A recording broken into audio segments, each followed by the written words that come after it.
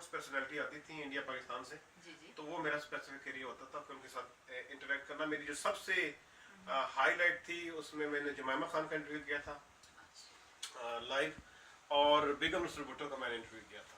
और बेगम नुसरत भुट्टो का जो इंटरव्यू था वो उस वक्त वो आई हुई थी, चौधरी मुनव्वर हुसैन थे पीपल्स पार्टी यूके के प्रेसिडेंट, चौधरी मुनव्वर हुसैन वफात पा गए, उनके घर में मैंने इंटरव्यू किया था। और बेगम नुसरत भुट्टो उस वक्त बड़े एजिटेटेड मूड में थी क्योंकि उनकी बड़ी मियां नवाज शरीफ के साथ उस वक्त कोई चल रही थी, कन्फ्रंटेशन चल रही थी। और मैंने उनको सवाल पहला ये किया था कि आपकी सुना है कि कोई उनके साथ कोई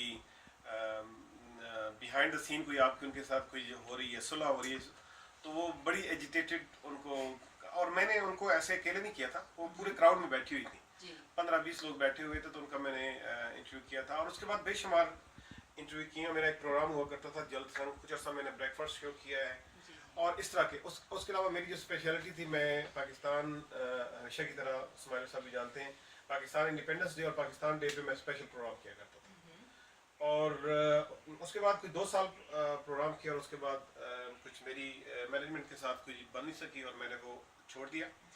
और मीडिया के हवाले से उसके बाद मैंने 5 साल जो है एक टीवी पे, बड़ा मशहूर टीवी है यहाँ का, मैनचेस्टर बेस्ड, वहाँ पे मैंने 5 साल जो है प्रोग्राम होस्ट किया करंट अफेयर्स का। और उसके अलावा स्पेशल प्रोग्राम भी मैंने होस्ट किए हैं जिसमें इस्माइल साहब भी शरीक होते रहे हैं।